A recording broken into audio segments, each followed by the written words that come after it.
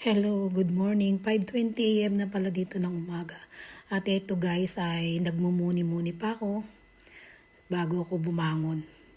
Ito po ang ating buhay bilang isang nagtatrabaho dito sa abroad.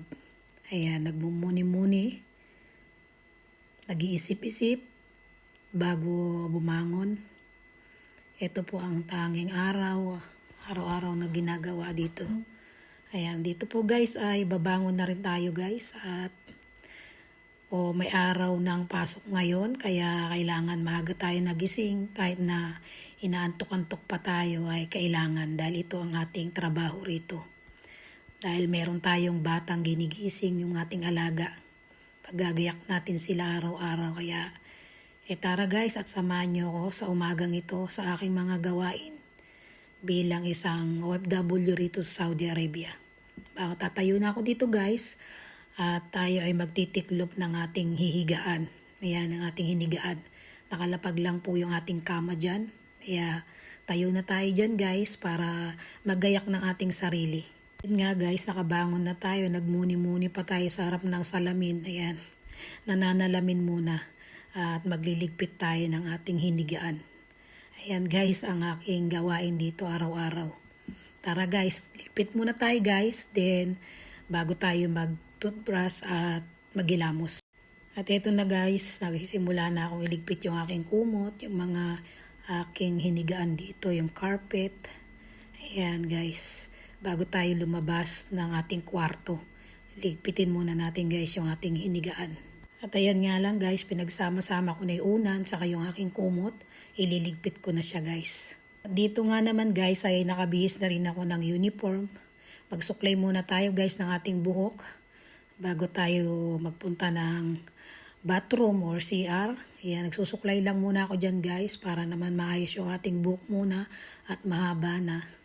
Kaya suklayin ko lang muna at ipoponytail ko. At dito guys ay nakaponytail lang ako. Ayan.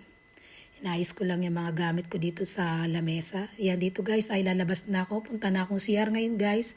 Ayan, natin hilamos muna tayo guys. At tayo ay magtutoothbrush para pagharap natin sa ating mga alaga ay maayos naman tayo at malinis naman at mabango na ang ating hininga.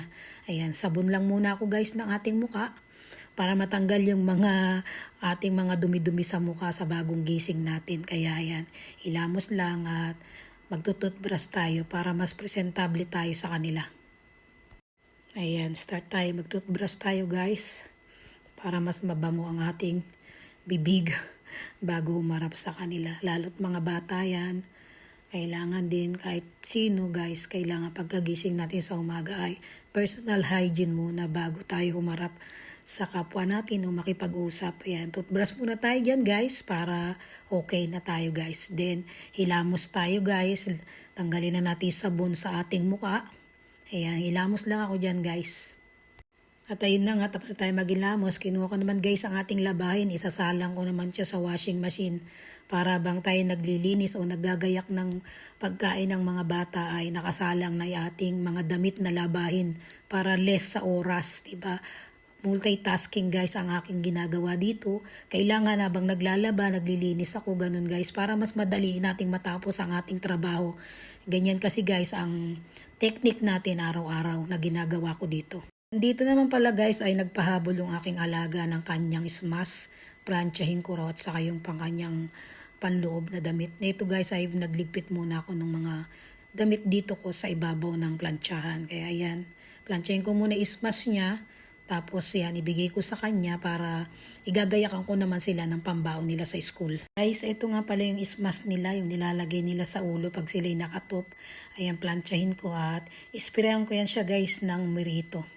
Para mas okay at mabango, madaling planchahin guys, matanggal yung mga tiklop-tiklop, yung mga lukot. Ayan, isprayan ko siya ng merito bago ko siya planchahin guys. Nga guys, pinisprayan ko siya.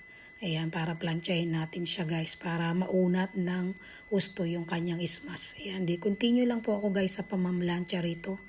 Ayan, ang ginagayak ko siya muna dahil hindi siya nagpagayak kagabi ng kanyang damit. Kaya ngayon ay pinaplansya ko yung kanyang ismas para sa kanyang top. Na nga guys, natapos ko na planchahin yung kanyang smash. Eto, pumunta naman ako guys dito sa kusina para igagaya ko yung pambaon ng mga bata. Ayan.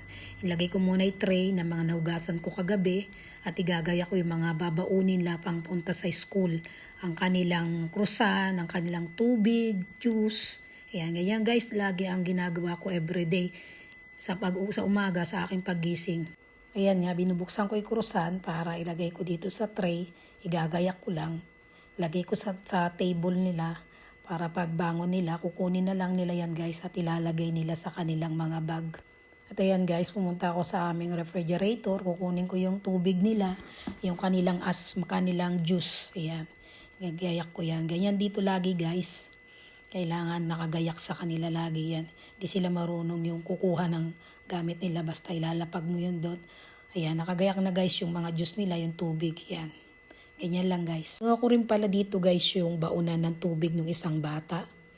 Ayan, lagyan ko muna, sinalinan ko muna siya ng tubig at hindi natin nalagyan kagabi kaya nilagyan ko muna siya guys. Ayan, para maigayak na rin, para maiayos na yung kanilang babaunin. Guys, dyan ko siya nilalagay sa lamesa.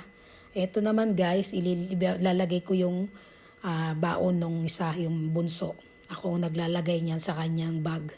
Kanyang tubig, kanyang krusan, saka yung kanyang juice. Ako ang naglalagay niyan guys. Nag-aayos nung para sa maliit na bata. Para dun sa bunso. Ako ang naglalagay. Ayun na nga, nailigpit ko na yung baon ng bata. Kaya ito naman tayo guys, mag-start na tayo sa paglilinis. Dito pala guys, ay gayakan ko ng almusal yung aking alagang bunso. Ayan, naglagay ako ng gatas, lagyan ko lang siya ng asukal. Then, yung kanyang sandwich ay bibiyak-biyakin ko, tilalagay ko sa kanyang halib. Ayan, nasanay sa ganyan sa guys, sanay sa pagkain ganyan. Napakabait na bata. Yan na nga, at ibibigay ko lang sa kanya yan guys. Yun lang po ang aking munting gawain dito sa umaga, sa araw-araw. Naway magustuhan niyo po ang aking munting video. Please like, comment, and subscribe po. Thank you sa panonood. God bless po sa ating lahat. And thank you. Bye-bye.